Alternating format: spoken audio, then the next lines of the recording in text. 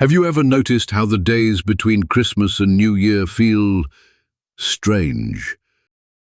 Time slows, the usual rush dissolves, motivation slips away like melting snow.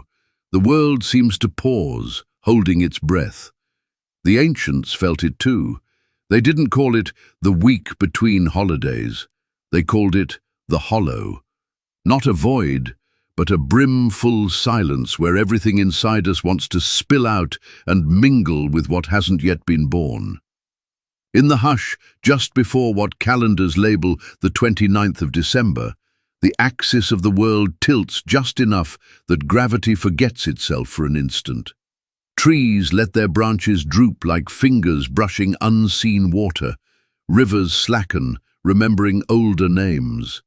Even the wind, always in a hurry, decides to loiter. Long ago, priests in linen robes walked the sandstone corridors of Memphis and listened to the Nile's pulse slow. They sealed the great doors not from fear, but courtesy.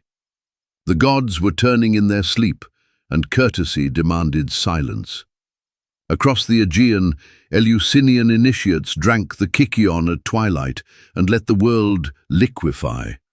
Barley, mint, and the slow certainty that wheat dying in furrows was the same wheat rising in their veins. They spoke in riddles because riddles leave room for wonder, and wonder is the only currency the hollow accepts.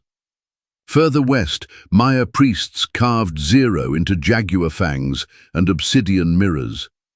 Zero was not nothing, it was the swallowtail pause before the next flap of creation.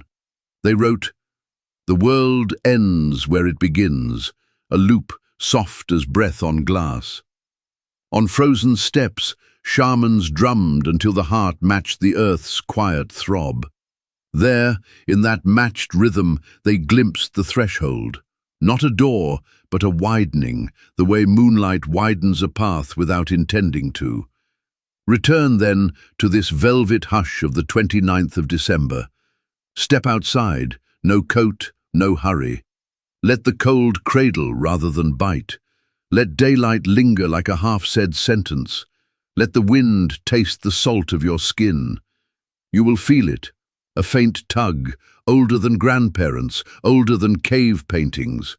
Not a story yet, stories need sequence, but a blueprint.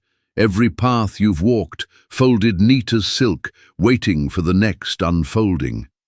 Do not chase signs. Signs chase you, arriving as absences.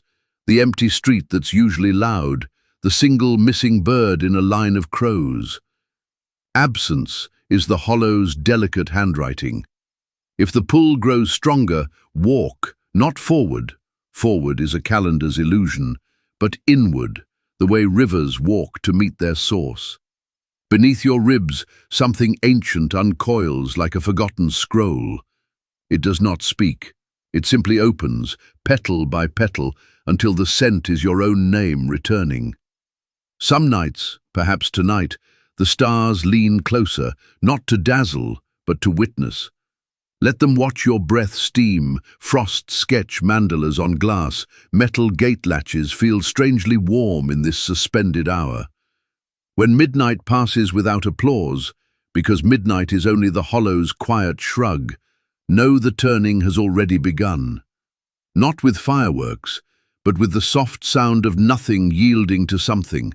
A seed cracking underground, a single neuron remembering it was once stardust.